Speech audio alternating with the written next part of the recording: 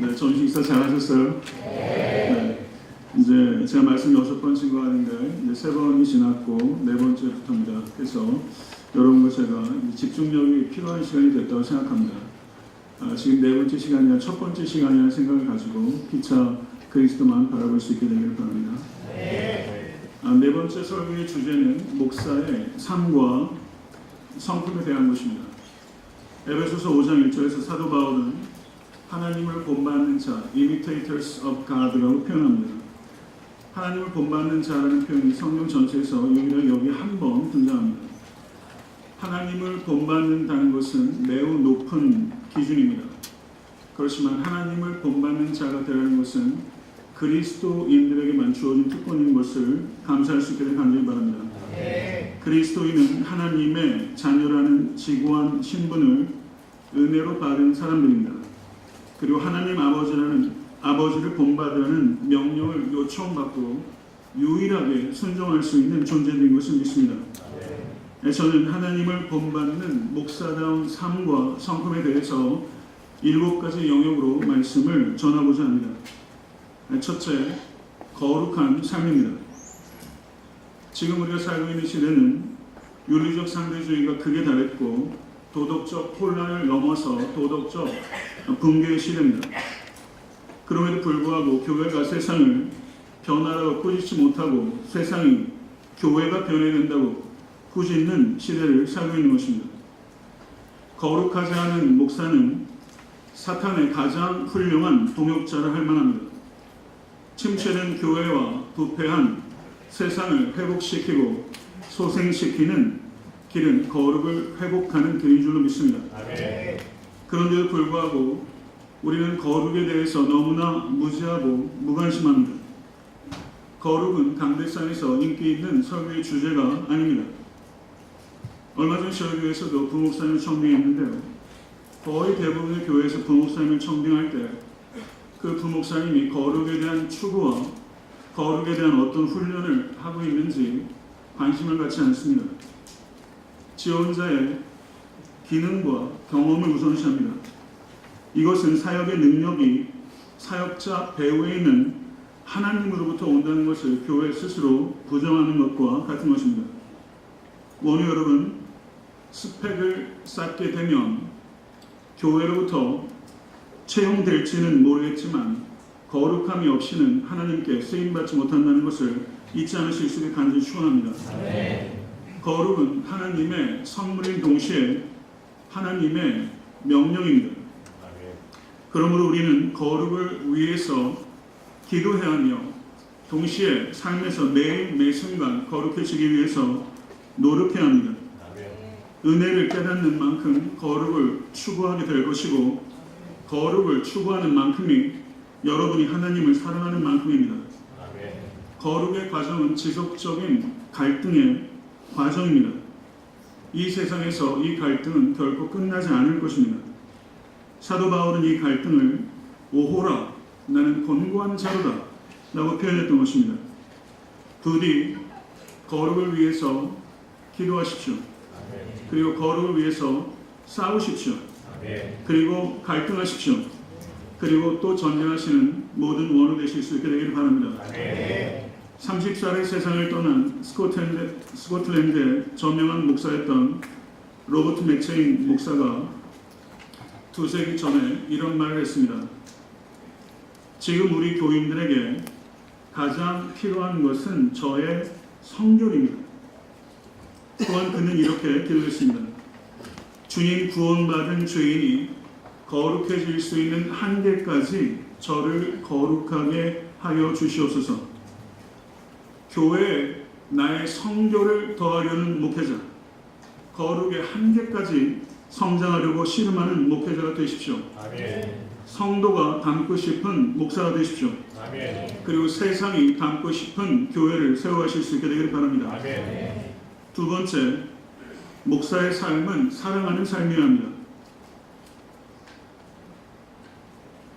예수님께서 요한복음 13장 34절에서 35절에 내가 너희를 사랑한 것 같이 너희도 서로 사랑하라. 너희가 서로 사랑하면 모든 사람이 너희가 내 제자인 줄 알리라 라고 말씀하셨습니다. 이 말씀은 사랑이 제자도에 있어서 가장 중요한 표지라는 뜻입니다. 2세기 말에 이교도들이 초대교회를 보고 한 말을 교부 터툴리안은 이렇게 기록하고 있습니다.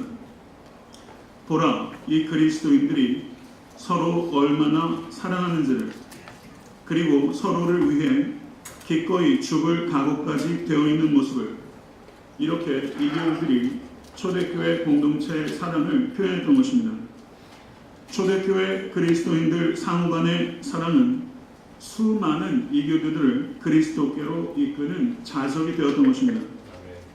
그런데 요즘 세상 사람들에게 교회하면 떠오르는 것이 무엇이냐고 설문을 조사했는데 한 사람도 사랑이라고 대답하지 않았습니다.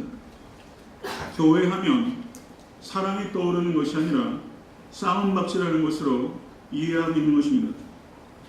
교회의 하나됨의 실패는 복음 전도에 있어서 치명적인 장애물이 되는 것입니다.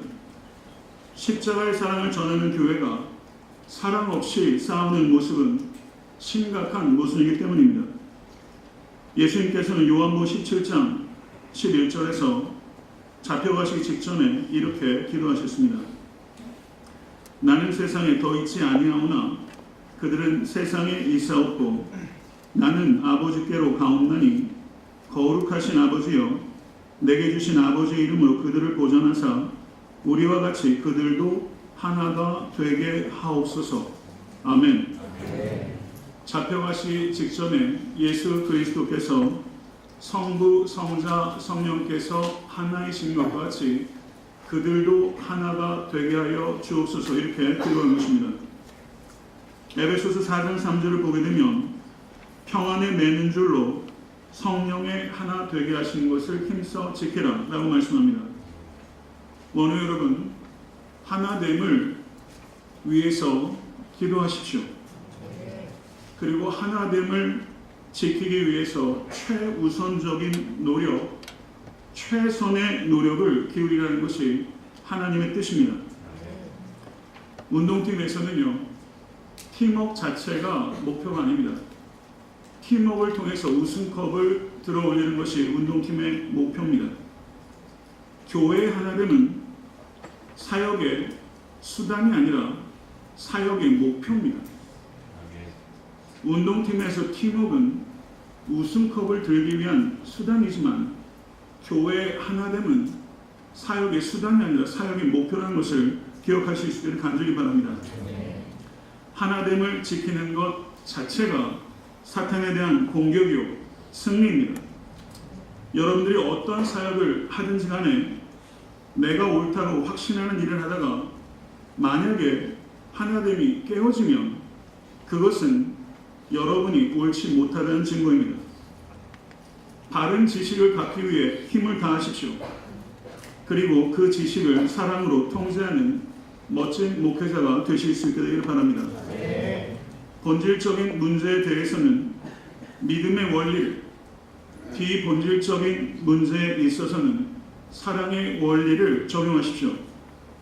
본질에는 강철을 갖고 비본질에는 갈대와 같은 목사가 되십시오.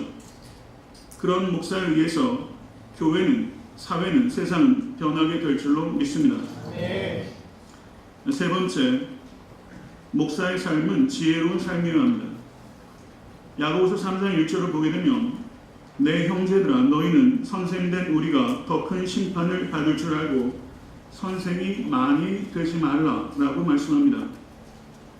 사도 야고보께서 선생이 되지 말라고 권면하는 이유는 선생이 불필요하기 때문이 아니라 선생이 위험하기 때문입니다. 선생이 위험한 이유는 선생의 사역의 주요 수단이 몸에서 가장 통제하기 어려운 혀를 통해서 이루어지기 때문입니다. 선생은 많은 말을 합니다. 목회자도 많은 말을 합니다. 존 울먼의 일기라는 책에 이런 내용이 기록되어 있습니다. 나는 엄숙한 기분으로 모임에 참석했다. 그 모임에서 일어서서 말을 하게 되었다.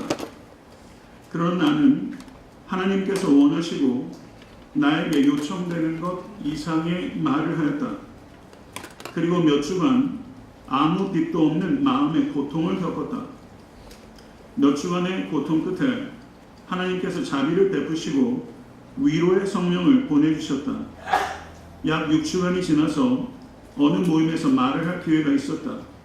나는 약간의 말을 하였다. 그 결과 마음의 평화가 찾아왔다. 이렇게 기록하고 있습니다. 저도 종종 주일날 저녁에 이런 고통을 겪습니다. 제가 하나님께서 원하시고 하나님께서 저에게 요청하시는 것 이상의 말을 했을 때 저도 이런 고통을 겪는 것입니다. 원우 여러분, 말의 실수가 없으신 유일한 모범은 우리 주 예수 그리스도 한 분이십니다. 예수님께서는 무엇을 말해야 하는지, 어떻게 말해야 하는지, 언제 말해야 하는지 완벽한 모범을 우리에게 보여주셨습니다. 요한복음 12장 49절을 보게 되면 내가 내 자의로 말한 것이 아니요 나를 보내신 아버지께서 나의 말할 것과 이룰 것을 친히 명령하여 주셨으니 라고 말씀합니다. 예수님의 말은 그 말의 내용과 그 말의 전달과 그 말을 하는 때에 있어서 철저하게 하나님께 순종하는 것입니다. 목회자인 여러분과 저는 말에 있어서 하나님께 대한 순종을 우리의 말에 반영하겠다는 의식을 가져야 될 줄은 믿습니다. 이 세상에 어떤 사람도 이 세상을 살면서 혀를 온전하게 제어할 수 없습니다. 혀를 온전하게 제어하는 것은 오는 세상에서나 가능한 것입니다. 그러나 하나님께서는 혀를 온전하게 제어하는 것을 목표로 삼아서 이 세상에 사는 동안 혀를 탁월하게 제어하기를 원하십니다. 혀를 탁월하게 제어하는 것은 하나님의 도움이 없이는 이룰 수 없는 목표입니다. 또한 자신의 혀를 스스로 재갈을 먹여야 하는 훈련의 수고가 반드시 수반되어야 하는 것입니다. 원우 여러분, 말을 뱉지 마시고 빚으십시오. 여러분의 지성과 감성과 영성으로 말을 빚어내실 수 있기를 바랍니다. 그래서 여러분의 언어는 철학적이고 문학적이고 신학적인 요소를 두루 갖출 수 있도록 빚어내십시오.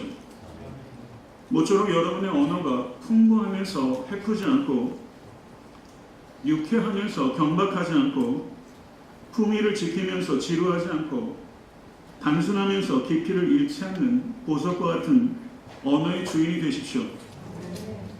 말이 바뀌면 삶이 바뀌게 될 것이고 여러분의 말이 바뀌면 목회가 바뀌게 될 것입니다. 네 번째, 목사의 삶은 단순한 삶이어야 합니다. 요한복음 7장 33절을 한번 보도록 하겠습니다.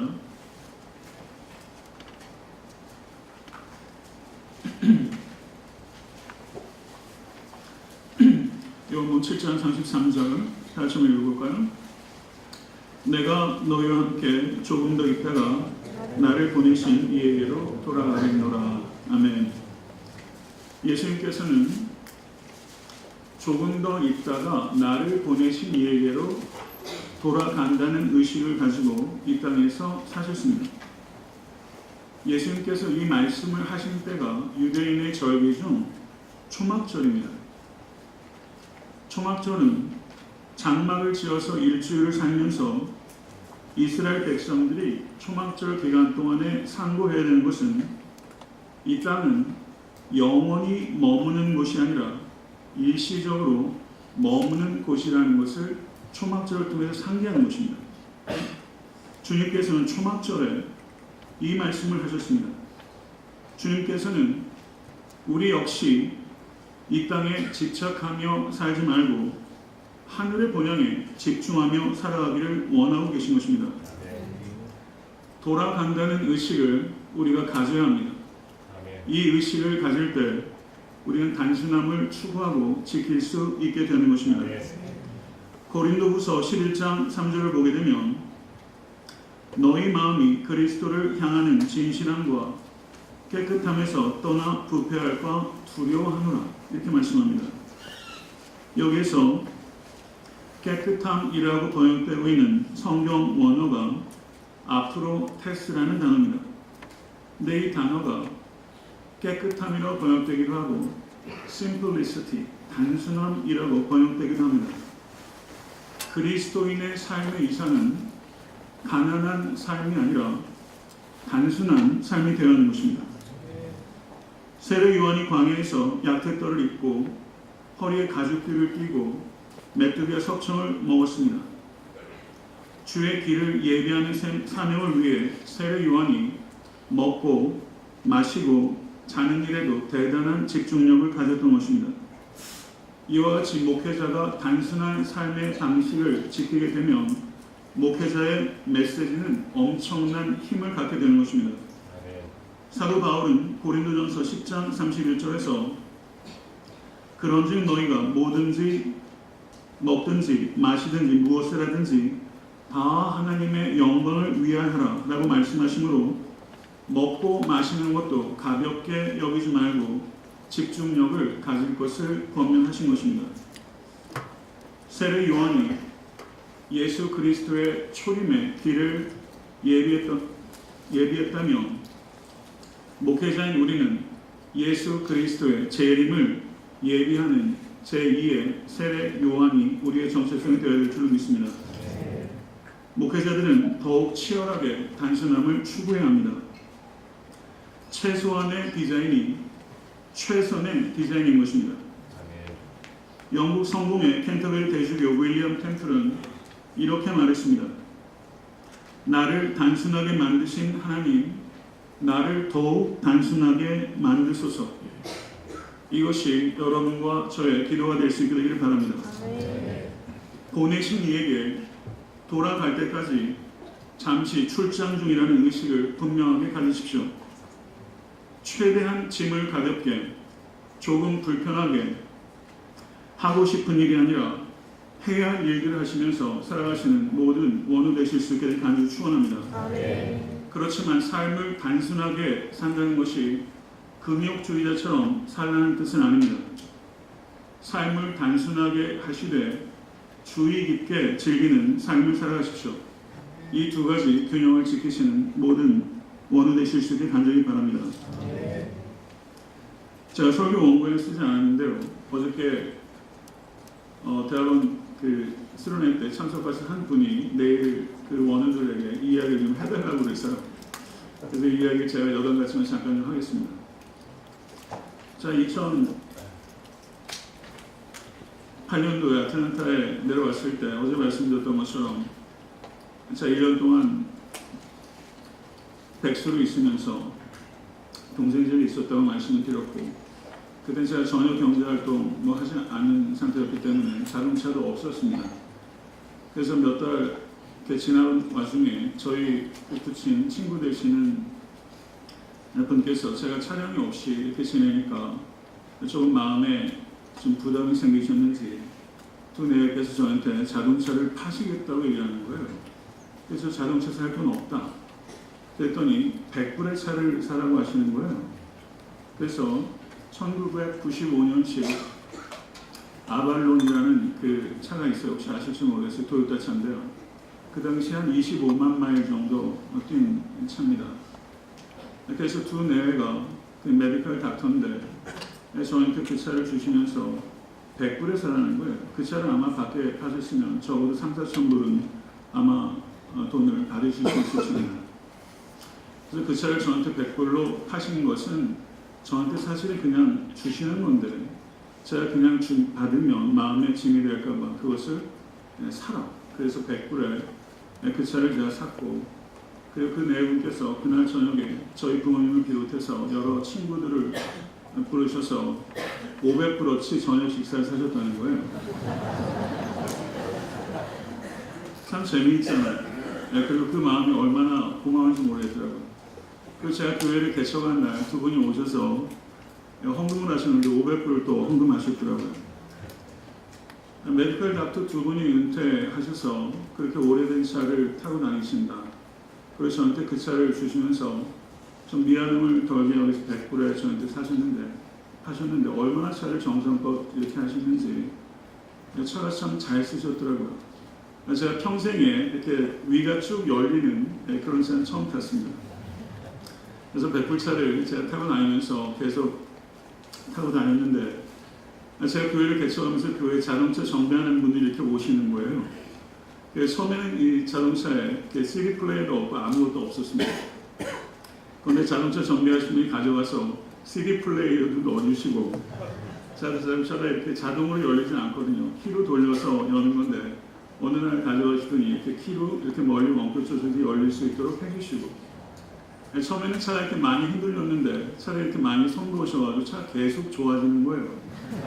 그래서 근데 장로님들이 계속 보시기에 제가 이제 차를 워낙 이제 너무 오래된 차를 이렇게 타고 다니니까 제 차를 바꿔주시겠다고 생각하셨던 모양입니다. 그래서 여러 차례 말씀을 하셨어요. 그래서 얼마 전에도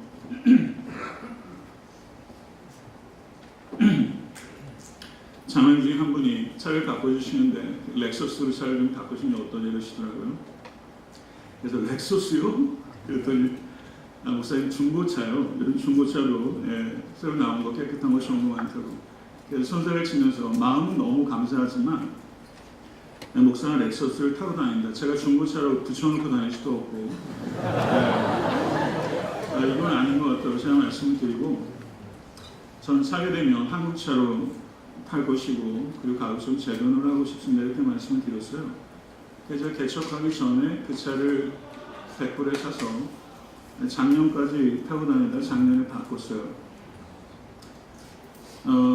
제가 이 말씀을 드린 이유는 그 차를 이제 바꾸면서 교회에서 산타페를 해주셔가지고 제가 그 차를 타고 다닙니다. 그래서 은퇴할 때까지는 그 차를 탈 수 있겠다. 25만 마일 된 차를 한 10년 탔으니까 새 차 뭐 제가 은퇴할 때까지 탈 수 있겠죠. 제가 평생에 처음 산 새 차입니다. 제가 차 한 대 정도는 제 돈으로도 바꿀 수 있습니다. 근데 저는 목회자는 내가 할 수 있어도, 내가 돈이 있어도, 내가 입을 수 있어도, 내가 먹을 수 있어도 안 할 수 있어야 된다. 이런 생각이 저한테 좀 있고요. 그래서 가급적이면 삶의 규모를 줄이고 잉여의 물질과 시간이 있을 때 그것을 버겁도록 구제하고 선교하는 일에 목회자가 먼저 모범이 되어야 되겠다. 그런 생각이 있기 때문에 제가 그렇게 좀 해왔고 그것도 지나치게 하면 성도님들께 부담이 될 것 같아서 작년에 차를 바꿨습니다. 앞으로 여러분 차 바꾸실 일 있을 때 저를 생각하시고 조금 검소하게 그리고 제가 존 스타트 목사님 굉장히 좋아하는데요. 존 스타트 목사님 독신이셨습니다. 그분이 취미 생활이 있었는데요. 사진 찍는 거 너무 좋아하셨고 조류학자였어요. 저는 굉장히 좋은 취미라 생각합니다. 그래서 목회자가 사치하지 않고 주의 깊게 삶을 즐길 수 있도록 하는 이 균형을 잘 지키는 것 너무나 중요한 것이고요. 성령의 9가지 열매 중에 제일 마지막 열매가 절제입니다. 첫 번째 열매가 사랑이고요. 이 순서도 참 중요한 거예요. 절제를 잃어버리면 앞에 있는 8가지 미덕이 아름다움을 잃어버립니다. 그래서 모든 게 절제가 있어야 돼요. 우리는 사치해서는 안 되지만 금욕주의자는 아닙니다. 삶을 단순하고 관대하게 살아가는 것 이것이 모든 그리스도인의 삶의 이상일지인데 목회자인 여러분과 저의 삶의 이상은 어떤 일이겠습니까? 모쪼록 단순하게 조금 불편하게 조금 느리게 살아가는 데서 삶의 재미를 느끼시는 여러분 되실 수 있게 간절히 바랍니다. 다섯 번째 목사의 삶은 겸손한 삶이어야 합니다. 에베소서 1장 1절에서 사도 바울이 이렇게 자신을 소개했어요. 하나님의 뜻으로 말미암아 그리스도 예수의 사도된 바울은 이렇게 말했습니다. 성경 원어상으로는 하나님의 뜻으로 셀레마투세오 이 말이 먼저 나온 것이 아니라 파울로스라는 이름이 제일 먼저 나옵니다. 이 바울의 히브리식 이름은 사울입니다. 바울이 사울이란 이름을 바울이란 이름으로 바꾼 데에는 분명히 이방 선교를 효율적으로 하기 위한 현실적인 측면이 있었을 것입니다. 그렇지만 그것보다 훨씬 더 중요한 근본적인 측면이 있는데, 사울에서 바울로 이름을 바꾼 것에는 사도 바울의 인식의 전환이 있었기 때문입니다. 사울의 부모는 이스라엘 초대 왕의 이름을 따서 아들의 이름을 지으면서 베냐민 지파의 영예를 드높이라는 기대를 가지고 사울이라는 이름을 지은 것입니다. 사울이라는 이름의 뜻은 가장 큰 자입니다. 반면에 파울로스라는 이름의 뜻은 작은 자라는 뜻입니다. 사울, 가장 큰 자라는 이름의 뜻에서 바울, 가장 작은 자라는 이름으로 바꾼 것은 단순하게 표면적인 이름을 바꾼 것이 아니라 중대한 인식의 전환이 있었다는 것이고, 사도 바울은 이 땅에 섬김의 종으로 오신 예수 그리스도를 따르면서 큰 자에서 작은 자라는 의식의 전환이 있었던 것입니다. 이 의식의 전환이 여러분과 저에게 있어야 합니다. 모쪼록 검을 의식, 행여나 꿈도 꾸지 마십시오. 검을 되려고 하지도 마십시오. 검을 되려고 하는 순간 고물이 될 것이라는 것을 경계하시는 여러분과 제가 될 수 있게 되길 바랍니다. 바울이 하나님의 부르심을 받은 것을 will of God, 하나님의 뜻이라고 이야기를 했어요. 하나님의 뜻이라는 말이 교회에서 가장 친숙한 말이면서 가장 오용되는 말입니다. 하나님의 뜻을 남발하는 사람이 오히려 하나님의 뜻에 둔감한 사람들일 때가 많습니다. 하나님의 뜻을 목청 높여서 이야기하는 사람들은 왠지 불편하고 교만하게 보일 때가 많아요. 부디 여러분 사역의 자리에서 하나님의 뜻 사칭하지 마십시오. 하나님의 뜻 이야기하면서 자기 뜻 주장하는 사람들이 너무 많아요. 하나님의 뜻을 내세우면서 싸우는 싸움이 끝이 안 납니다. 가장 지저분하고 끝이 안 나는 싸움이 하나님의 뜻을 운운하는 싸움입니다. 그렇지만 사도 바울이 하나님의 뜻을 얘기할 때는 그런 의미가 아니었습니다. 사도 바울이 나는 하나님의 뜻으로 사도가 됐다라고 얘기했을 때는 자랑하는 것도 과시하는 것도 아닙니다. 사도 바울은 자신이 교회를 심히 핍박했고 잔해했기 때문에 사도라 도저히 칭함을 받을 수 없는, 사도의 자격도 없고 사도의 능력도 없는 자라는 것을 고백하는 것입니다. 자격도 능력도 없는 자가 사도가 된 것은 전적인 하나님의 은혜라고 고백하는 것입니다. 바울은 자신이 사도로 불림받은 것을 한 번도 당연하게 생각하지 않고 항상 기억하고 놀라워하고 그리고 자랑하고 감사하는 것입니다. 그리스도의 사도직마저도 이렇게 감당한다면 일개 목사가 우리의 직분을 어떻게 감당해야겠습니까? 여러분과 제가 목회자로 부르심을 받은 것은 우리의 대단한 결단 때문도 아니고 우리의 자격이 있어서도 아니고 우리의 능력이 있어서도 아니고 오직 하나님의 은혜로 불러주신 것이기 때문에 목회자로 여러분이 살아가면서 항상 이 은혜 하나님의 뜻을 기억하면서 항상 놀래고 내가 목사로서 섬기는 것 자체에 대해서 항상 놀람을 가져 강대상에 올라올 때마다 이 자리가 당연하게 여겨지지 않고 항상 감사하고 뜨거운 감격을 일치하는 살아있는 목사가 되실 수 있을 간절히 축원합니다. 부디 목사 안수를 받으신 후에도 성도라는 것 잊지 마십시오. 목사는 성도 중에 있습니다. 말씀을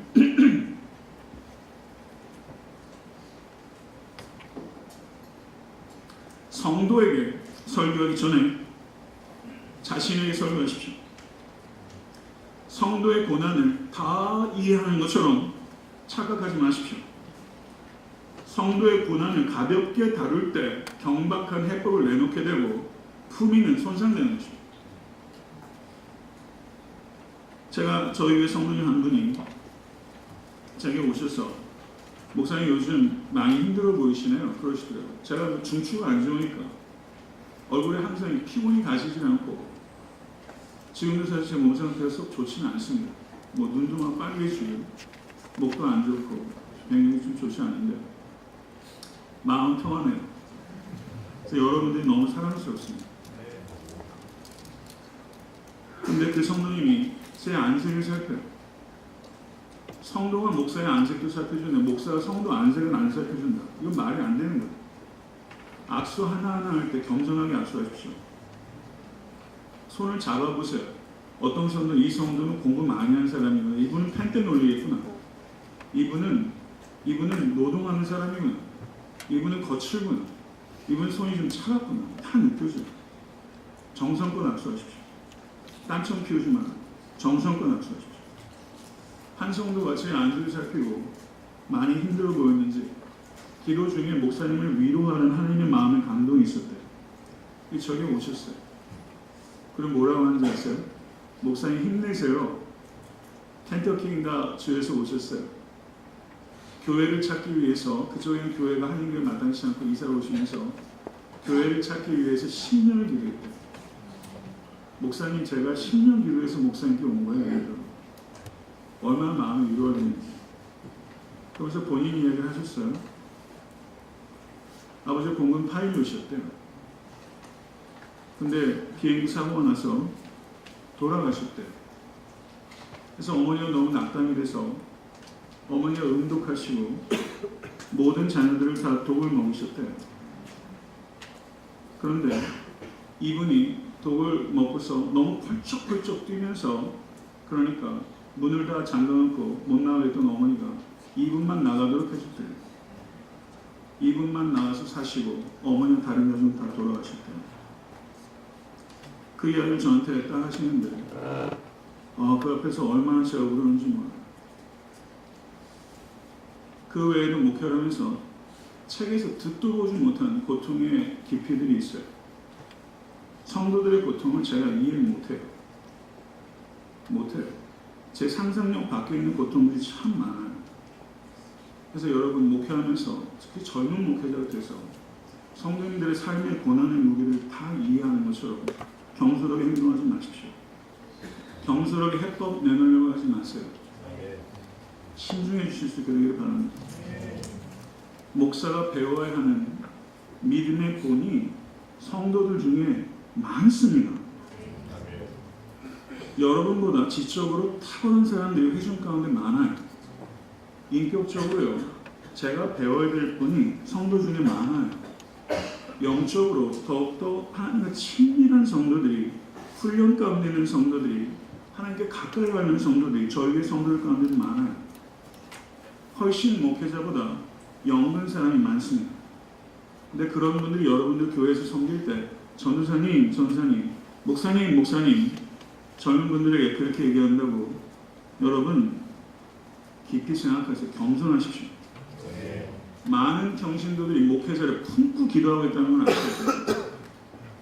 겸손한 목회자 되실 수 간절히 바랍니다. 여러분 목회하면서 교회 좀 커지면요. 부탁합니다. 말 짧게 하지 마세요. 너무 거슬려요. 목회자가 자기 아버지 뻘 되는 분들 앞에서 이게 존댓말인지 반말인지 헷갈려요. 그런 말 행하나 쓰지 마세요. 조심하십시오. 그리고 또 하나, 목사가 되면 너무 말 많이 하지 마십시오. 말을 아끼세요. 말을 많이 하면 얼마나 쓴지 몰라요. 선생이 위험하다는 걸 많이 아셔야 됩니다. 그래서 여러분들이 영향력이 있는 사람, 교회가 좀 커지면 커질수록 어떤 자리에 가면 말을 좀 줄이세요. 그게 덕스럽고 그게 존경받는 길입니다. 여러분의 말에 무게가 실리면 실릴수록 말을 줄이세요. 여러분, 목사는 목자이면서 동시에 그리스도의 양입니다. 목사에게는 양의 냄새가 나야 돼요. 양의 냄새가 나지 않는 목사 매우 위험한 것입니다. 배우지 않으려는 배우지 않으려는 교만. 저는 제일 위험한 교만이라고 생각해요. 목사가 배우려는 태도를 가져야 돼요. 목사가 말씀에서 은혜 받는 태도를 가져야 돼요.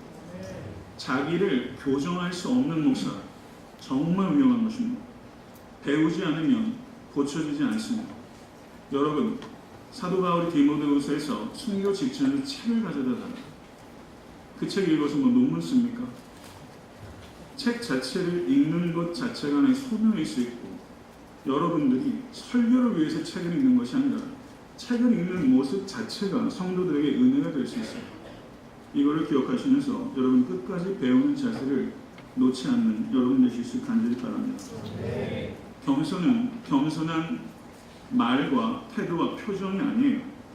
속으로는 교만을 가득 품을 수 있어요. 겸손한 태도는 겸손한 마음에서 나와야 되는데, 이 겸손한 마음은 목사인 내가 용서받은 죄인이라는 것을 기억하는 거예요.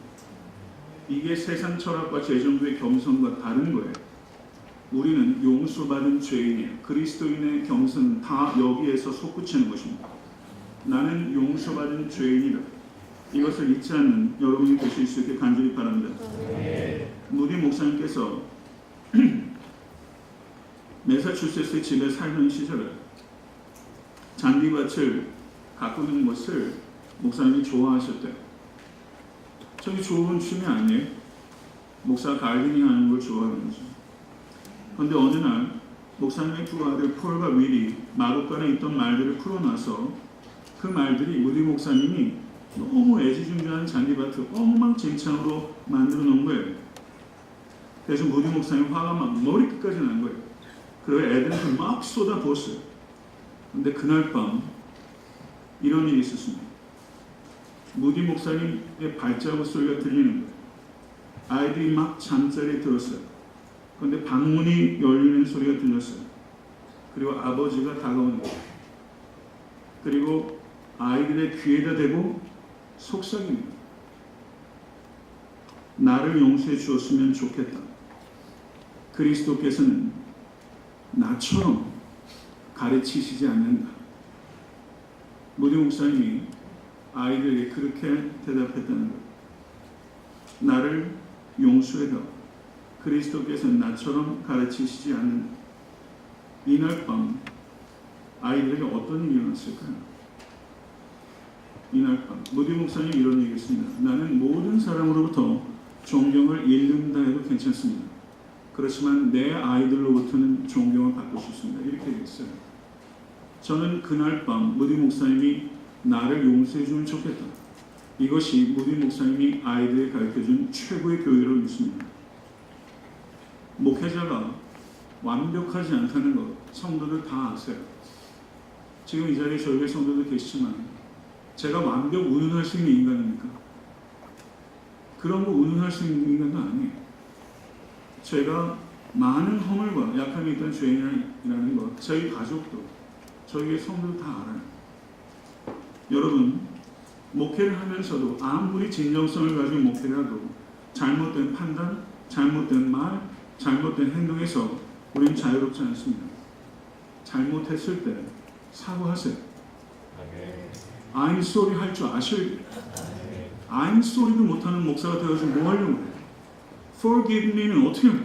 I'm sorry도 못하는. 내가 실수한 것에 대해서는 I'm sorry 할 줄 알아야 되고, 내가 죄를 지은 것에 대해서는 Forgive me 할 줄 아는 목사가 되십시오. 정직하게 자신의 한계를 고백하고 그리스도는 나처럼 가르치지 않는다 라고 말했던 이 무디 목사님처럼 여러분 목회 현장에 가셨을 때 여러분의 한계와 여러분의 죄에 직면했을 때 내가 잘못했습니다.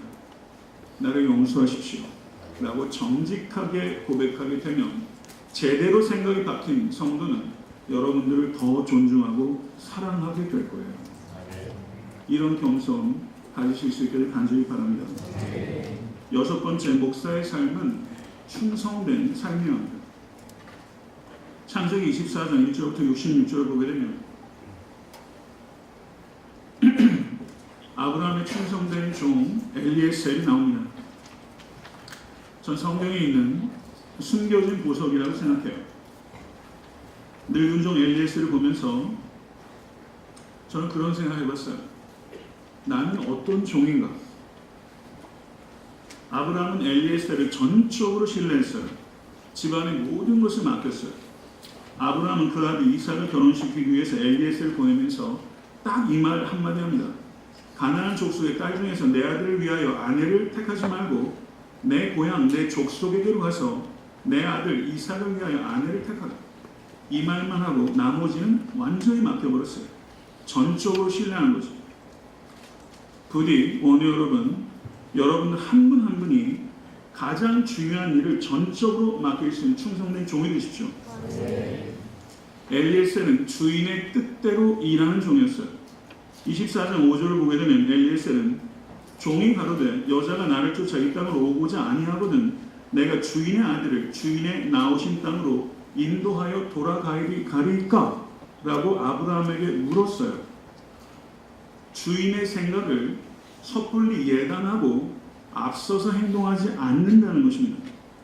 엘리에셀은 불분명한 것은 재차 묻고 정확하게 주인이 원하는 것을 이해한 후에 자신의 책임과 한계를 확인하고 길을 떠났어요. 저는 엘리에셀의 이 모습을 보면서 하나님의 일을 많이 하는 것보다 중요한 것은 하나님의 일을 바르게 하는 것이다. 잘못된 열심의 위험성을 여러분들이 잊지 않으실 수 있기를 바랍니다. 엘리에셀은 사명에 미친 종이었습니다. 리브가의 오라비 라반은 성대한 잔치를 베풀었습니다. 24장 33절을 보게 되면 그 앞에 식물을 베푸니 그 사람이 가로되 내가 내일 진술하기 전에는 먹지 아니하겠나이다. 1200km를 오면서 엘리에셀은 얼마나 따뜻한 음식에 굶주렸겠습니까? 그런데 그는 자신의 소명을 마치기 전에는 음식 먹는 것을 뒤로 미루었던 사람입니다. 그리고 자신의 목적을 충분히 설명한 후에 결혼이 성사됐어요. 그런데 먹고 마시고 유숙한 후에는 아침에 일어나서 곧바로 떠나겠다고 말합니다. 리브가의 오라비와 어미가 며칠을 적어도 열흘을 우리와 함께 있게 해달라고 말했지만 엘리에셀은 망구합니다. 엘리에셀은 이 리브가의 오라비의 요청대로 열흘을 머물다가는 이 결혼관계에 어떤 문제가 생길 수도 있기 때문에 엘리에셀은 그 사명을 완수하기까지는 한순간도 긴장을 풀지 않은 거예요. 저는 여러분과 제가 이런 종이 될 수 있게 되기를 바랍니다. 아브라함의 종도 이 정도였다면 그리스도의 종인 우리들은 어떠해야겠습니까? 일반적인 직장을 바라볼 때도 그 직장이 나에게 주신 하나님께서 허락하신 일터이고 그 직장은 단순하게 나의 생계를 유지하기 위한 수단이나 경력을 쌓고 야망을 실현하기 위한 디딤돌로 여길 것이 아니라 그리스도를 그 직장에서 섬기고 하나님의 뜻을 실현하는 선교적 현장으로 바라보기를 하나님께서 원하시는 줄로 믿습니다. 이것이 일반적인 직장을 향한 일터 신학이에요. 에베소서 6장을 보게 되면 종과 상전의 관계에 대한 사도 바울의 가르침이 기록되어 있습니다. 종과 상전의 관계를 통해서 저는 담임 목사와 부목사의 관계를 한번 생각해 보겠어요. 저는 부목사학이라는 과목을 좀 가르쳤으면 좋겠다는 생각이 들어요. 이 담임 목사들 부목사를 안 쓸 수도 없고 쓰기는 어렵고 뭐 이런 얘기를 많이 하거든요. 그 에베소서에 나오는 종과 상전의 관계에서 저는 이 이야기를 하고 싶습니다. 담임 목사와 부목사의 공통된 상전은 하늘에 계십니다. 하나님께 불순종이 되지 않는 한 부목사는 담임 목사에게 순종해야 하고 하나님께서는 그것을 하나님께 드린 순종의 일부로 받아들이는 것입니다. 이것이 하나님의 뜻이에요. 아내가 남편에게 복종해야 하는 것은 하나님께 불순종이 되지 않는 한 남편에게 순종하는 것이 하나님께 대한 순종의 일부가 되는 것입니다. 자녀가 부모에게 순종할 때 주께 불순종이 되지 않는 한 순종해야 한다는 것은 마찬가지 원리라며 종이 상전에게 순종할 때도 단 하나의 컨디션이 있는데 그것은 주께 불순종이 되지 않는 한 상전에게 순종하는 거예요. 그렇다면 부목사들이 담임 목사에게 순종하기 위해서 주께 불순종이 되지 않는 한 담임 목사에게 순종하는 것이 하나님께 순종하는 것입니다. 명확해졌습니다. 그렇죠? 담임 목사가 여러분들에게, 여기 뭐 전도사님이시겠죠? 거의 대부분 이제 부목사도 되실 거예요. 그렇죠? 담임 목사의 지시가 때로 여러분들이 생각할 때 이해하기 어려울 수 있습니다. 생각이 다를 수 있어요. 그러면 공손하게 여러분들 의견을 개진하세요. 그런데 여러분들 생각이 더 효율적일 수 있어요. 그런데 담임 목사님의 생각이 분명해요. 그러면 담임 목사님이 원하시는 대로 정확하게 해드리십시오. 만약에 담임 목사 여러분들의 요청하는 것이 하나님의 뜻에 반하는 것이 분명하다면 거부하십시오. 그리고 논쟁이 필요하면 논쟁하십시오. 개선이 안 되면 사표 내십시오. 그 정도 폐기 없으세요? 하나님의 뜻에 반하는 것을 여러분에게 하는데 호구지책으로 그 자리에 앉아 있을 거예요. 사표 내세요. 안 죽습니다. 거기 있으면 죽어요. 하나님의 뜻에 반하는 것을 하도록 하는데 거기 있으면 안 되죠. 그렇지만 목사님께 그 이야기를 할 때도 여러분 믿지 않는 부모가 자녀에게, 믿는 자녀에게 억지 소리를 하실 때도 그 요청하는 대로 주께 불순종이 되기 때문에 그 부모에게 순종할 수 없죠. 그렇지만 그 부모에게도 대하는 태도는 한결같이 공손해야 되는 것처럼 여러분들이 담임 목사님께 어떤 이야기를 강하게 개진하고 서로 사표를 내는 한이 있어도 마지막까지 공손하게 하십시오. 이게 부목사의 도리예요. 그 정도 팩이 있어야 됩니다. 출근하고 퇴근할 때 목사님께 노크하시고 인사하세요. 목사님 좋은 아침입니다. 저 왔습니다. 그리고 나갈 때 목사님이 방에 계시면 목사님이 하지 말라고 할 때까지 귀찮아 이렇게 하시기 전까지 노크하고 밖에서라도 목사님 저 갈게요. 수고하세요. 이러고 가라고요. 그거 싫어해서 한 사람도 없습니다. 그리고 영어로 할 때도 May I help you? 이런 말 하잖아요. 담임 목사님 안색을 좀 살피세요. 목사님 뭐 필요한 거 없으세요? 커피라도 한 잔 타다 드릴까요? 담임 목사님한테 커피 타다 드리면 뭐 크게 뭐 문제 있습니까? 말이라도 목사님 뭐 필요한 거 없으세요? 제가 지금 밖에 뭐 나가는데 뭐라도 좀 사다 드릴 게 있을까요? 이런 말을 좀 하시라고요. 하시겠어요? 네. 얼마나 이쁘겠어요? 그 뭐 어려운 일이야. 그래야 서로 마음이 통하고 좋죠. 여러분 줄 어디 서야 되는지 잘 아시죠? 네, 목사님한테 줄 잘 서야 부목사 자리도 나고 모두 나고 그러니까 힘 있는 담임 목사 밑에서는 잘하고 힘 없는 담임 목사는 업신여기 있는 부목사 되지 마십시오. 하려면 거꾸로 하세요. 힘 없는 목사일수록 더 존중하시고 목사님 뭐 좀 도와드릴까요? 목사님 요즘 많이 힘들어 보시면 힘내세요. 제가 최선을 다해서 도와드릴게요. 이렇게 하시라고. 목회를 여러분 담임 목회에서 해보세요.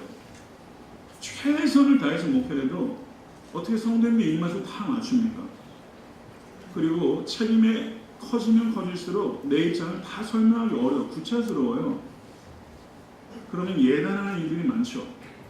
제가 말하지 않은 일이고 제가 했다고 돌아다니는 일도 생기고 오해받는 일들이 목회의 중요한 한 부분이에요. 오해 많이 당할 겁니다. 여러분 그러면 교회 담임 목사님과 소원해지는 사람들이 생겨요. 전혀 나는 의식도 못할 그런 일이 생길 수 있죠. 그러면 그런 사람과 부목사님들이 가까워져요. 네. 정경 유착은 아니지만 담임 목사하고 좀 불편한 사람이 부목사하고 가까워져요. 그런 경우에 조심하세요. 성도와 유착하지 마십시오. 담임 목사를 향해선 성도님들의 입장을 공손하게 이야기하시고, 그리고 성도들을 향해선 담임 목사님 편에 철저하게 서세요.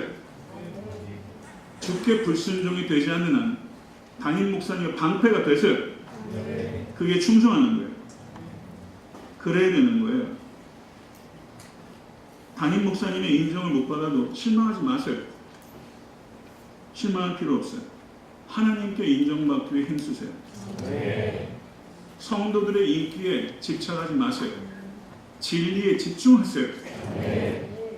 담임 목사도 인기에 연연하는 건 추잡스러운데 부목사가 성도의 인기를 얻으려고 언행을 한다.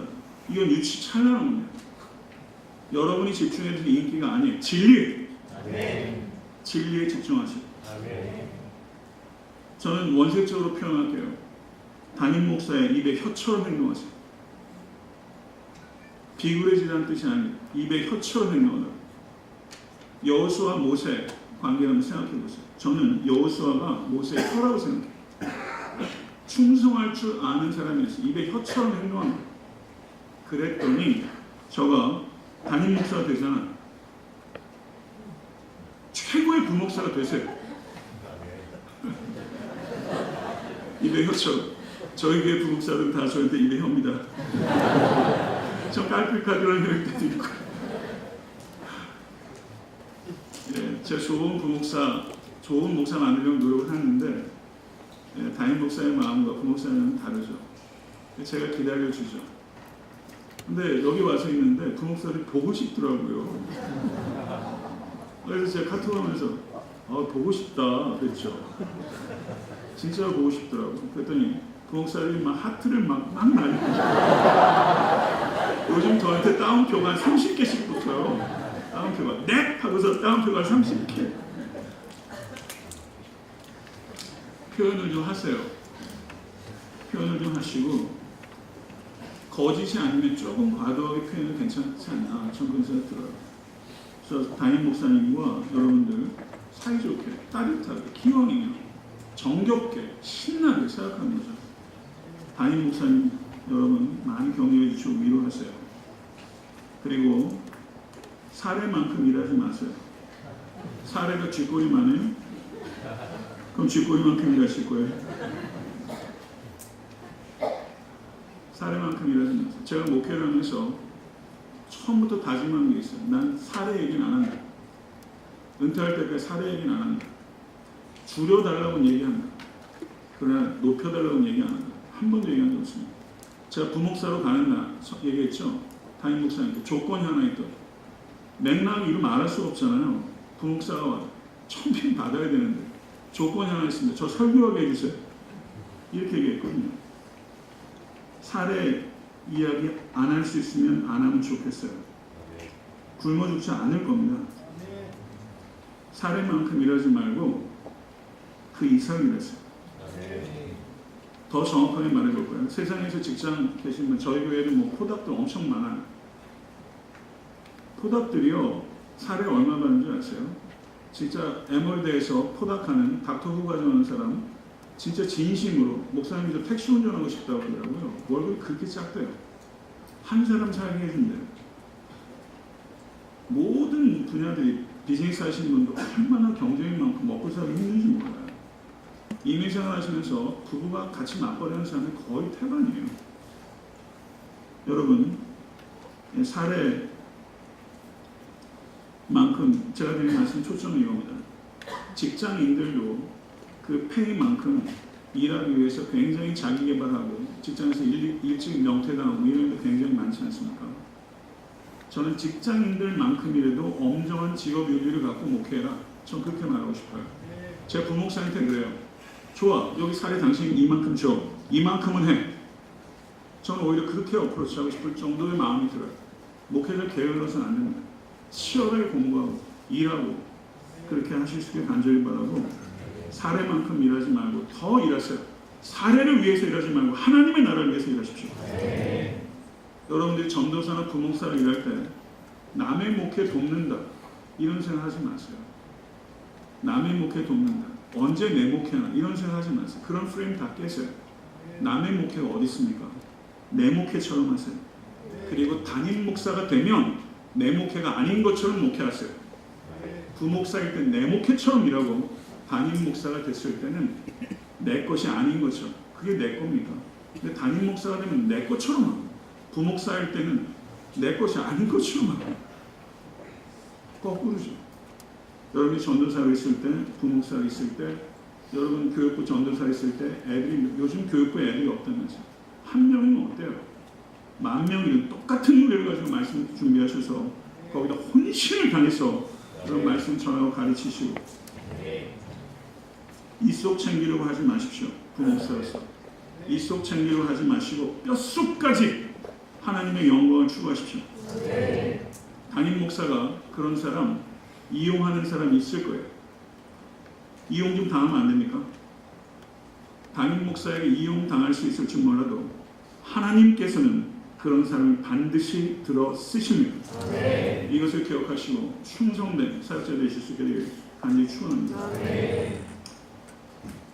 여섯 번째, 목사의 삶은 온유한 삶이어야 돼요. 일곱 번째는 여섯 번째인지 번져서 참 일곱 번째예요. 고맙습니다. 베드로전서 3장 9절에 악을 악으로 욕을 욕으로 갚지 말고 도리어 복을 빌라 이를 위하여 너희가 부르심을 받았으니 이는 복을 이어받게 하려 하십니다. 아멘. 베드로가 이런 말 할 수 있는 사람이 아닌데 악을 악으로 욕을 욕을 갚으면 베드로는 이런 말 못하잖아요. 칼을 모아가지고 냅다 길을 자르던 사람이 온유함을 이야기하는 철학이 많이 있잖아요. 그렇죠? 다른 종교도 온유함에 같이 이야기하죠. 그럼 성경적 온유함, 악을 악으로 욕을 욕을 갚지 않는 것은 태생적으로 성격 좋은 가지고 되는 게 아니에요. 이 성품은요, 그리스도의 성품입니다. 나는 마음이 온유하고 겸손해 나의 멍에를 메고 내게 배우라. 이 온유함은 간절히 사모하고 기도하고 훈련해서 얻는 성령의 열매예요. 사무엘상 25장을 보게 되면 다윗은 나발의 일로 막 화가 머리 끝까지 치밀었어요. 자신의 딸을 600명 중에서 200명만 내놓고 400명을 동원했어요. 나발을 복수하겠다는 거예요. 21절과 22절을 보면 내가 이자의 소유물을 광야에서 지켜 그 모든 것을 하나도 손실이 없게 한 것이 진실로 허사라. 그가 악으로 나의 선을 갚는다. 내가 그에게 속한 모든 것 중 한 남자라도 아침까지 남겨두면 하나님은 다윗에게 벌을 내리시고 또 내리시기를 원하노라. 멋지게 말했어요. 무섭고 성급한 말을 막 내뱉은 거예요.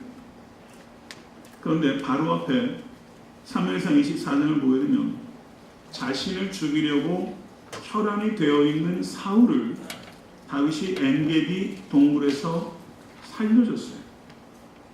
그런데 사무엘상 25장에서는 자신을 모욕했다고 그 사람과 그 가족을 몰살시키겠다는 거예요. 자신을 죽이려던 사울을 살려했던 다윗이 자신을 모욕하는 나발과 그 가족을 몰살시키겠다는 거예요. 다윗은 지금 악을 바로 잡겠다고 하면서 악독에 빠지는 위험한 순간에 처해 있는 것입니다. 표면적으로는 나발의 목숨이 경각에 달려있는 것이지만 내면적인 의미는 다윗이 지금 또 다른 사울이 될 수 있는 다윗의 위기라는 것이 내면적인 의미예요. 그때 나발의 아내인 아비가일은 지혜롭고 총명하게 용기 있게 다윗에게 왔고 원수 갚는 일은 하나님께서 하시는 일이며 당신은 하나님이 아닙니다 라고 말했어요.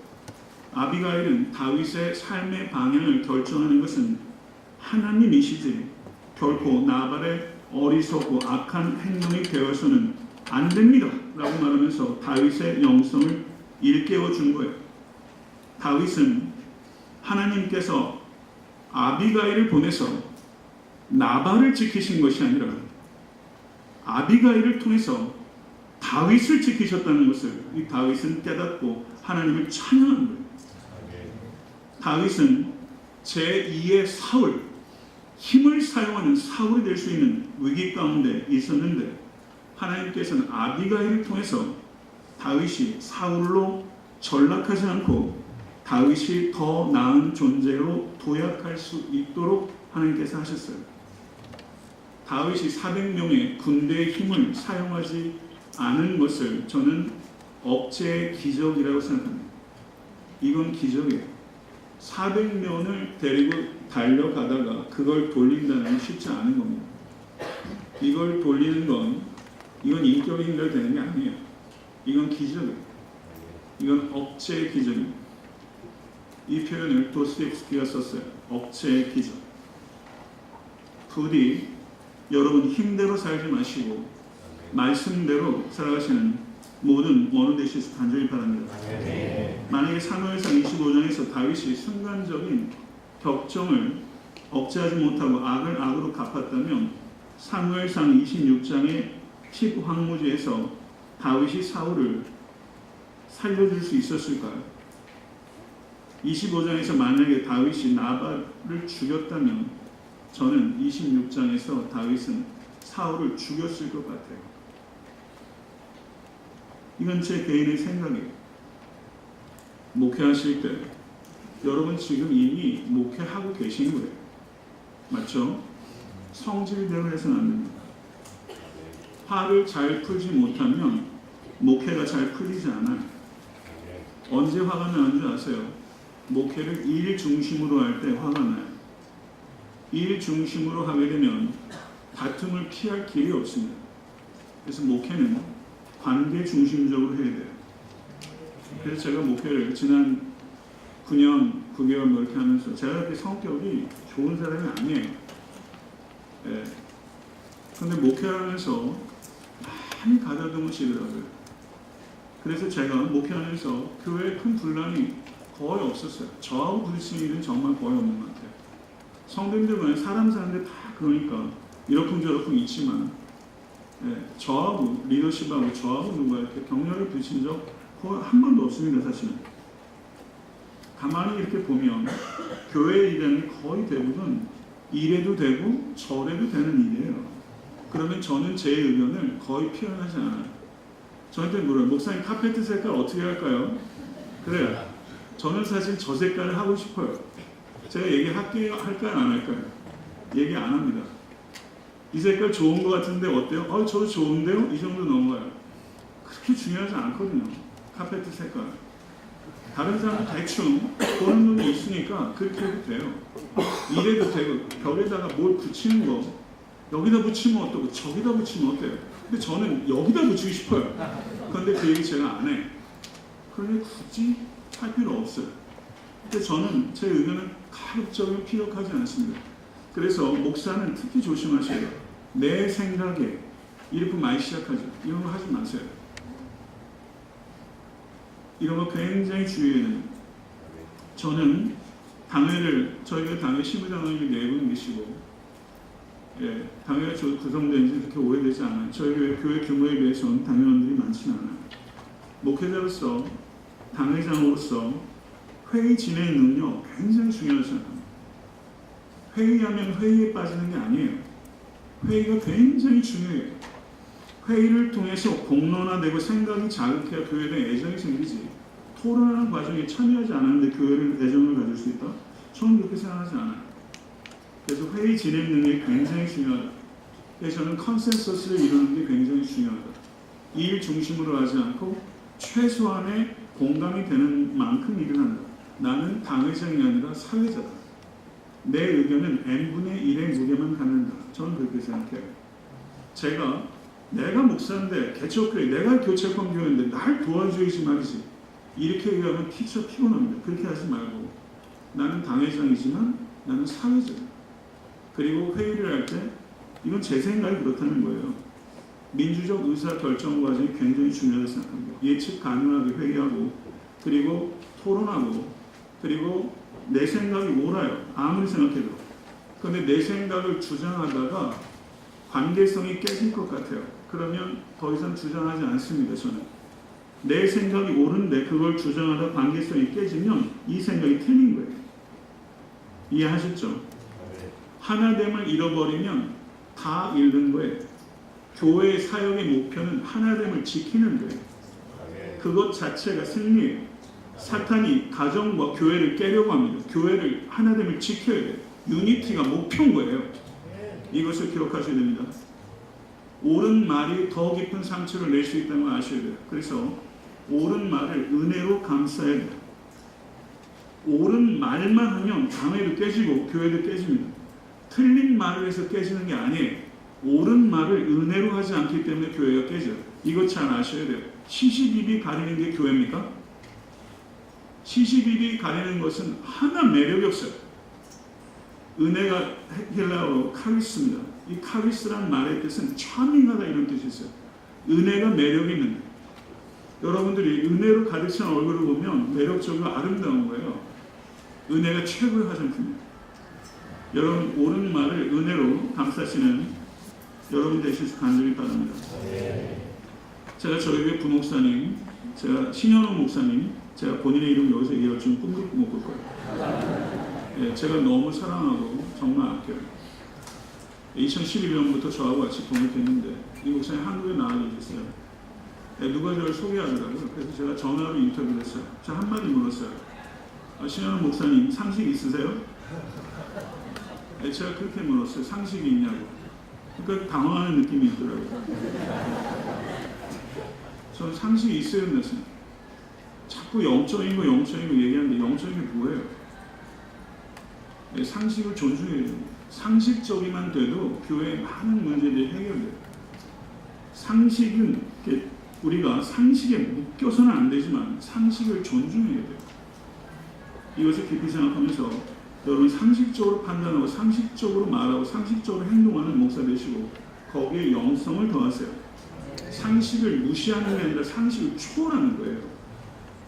여러분 그런 목회자 되실 수 있게 되기를 바랍니다.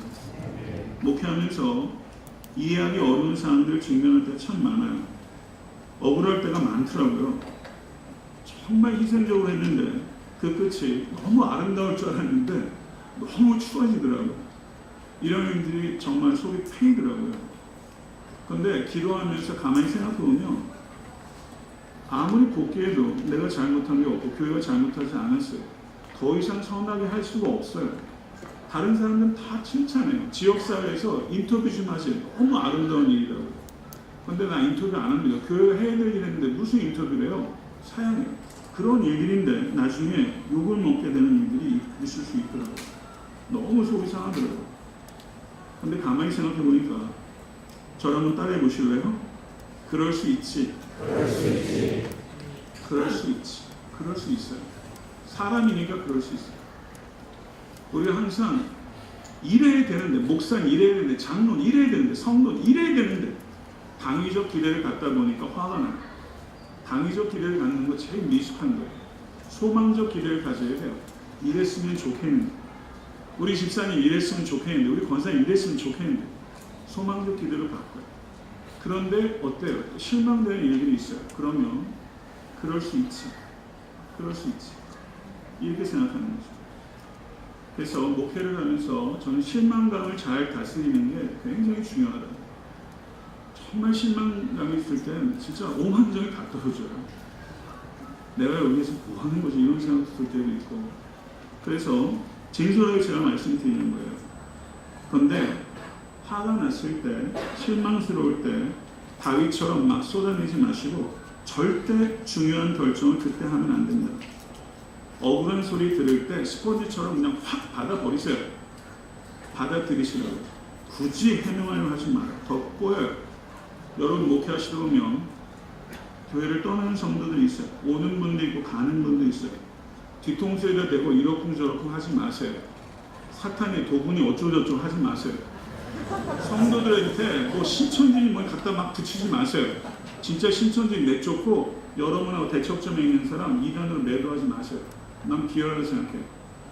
사탄의 귀신의 시험이 어쩌고저쩌고 하는 거 교회 기득권자들이 약한 사람, 대처하는 사람들한테 레이블 붙일 때가 많아요.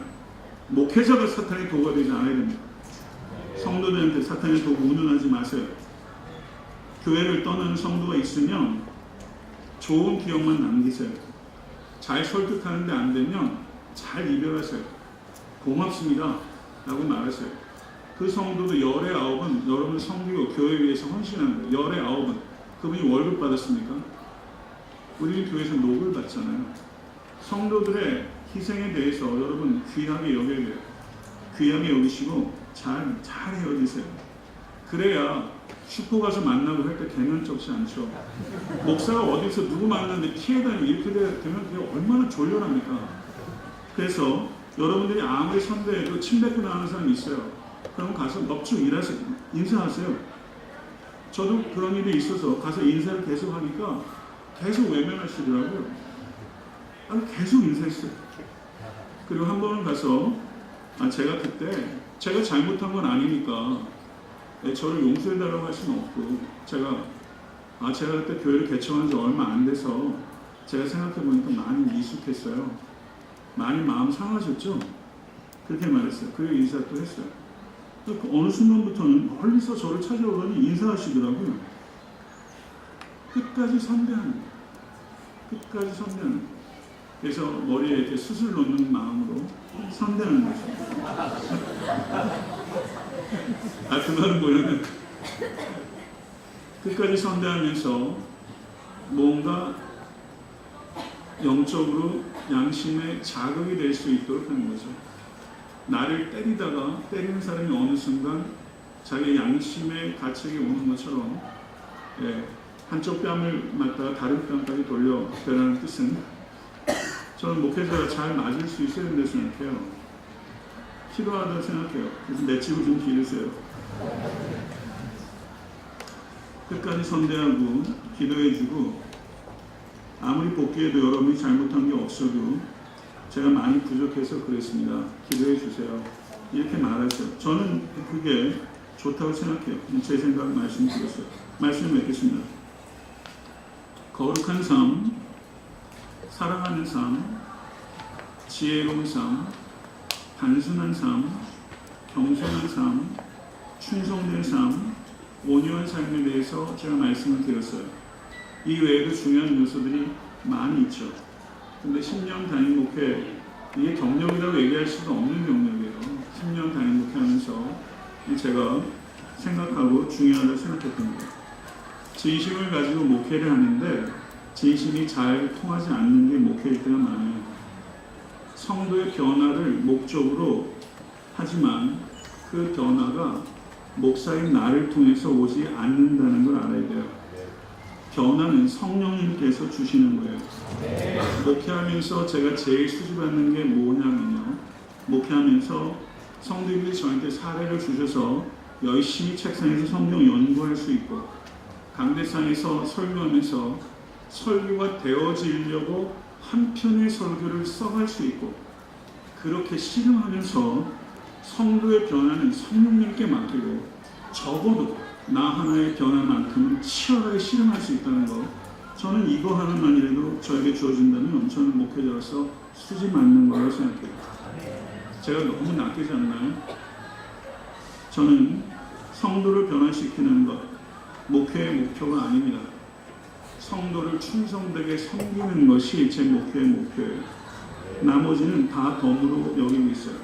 오늘 여러분께 진실로 이 말씀을 드리고 싶어요. 성공한 목사가 되려고 하지 마시고 헌신된 목사가 되십시오. 좋은 목사 되기 전에 좋은 인간 되십시오. 좋은 성도 되십시오. 좋은 그리스도인이 되면 좋은 목사입니다. 그리스도를 닮은 인격이 목회의 가장 큰 무기라는 것을 결코 잊지 않으실 수 있게 되기를 간절히 축원합니다. 기도하겠습니다.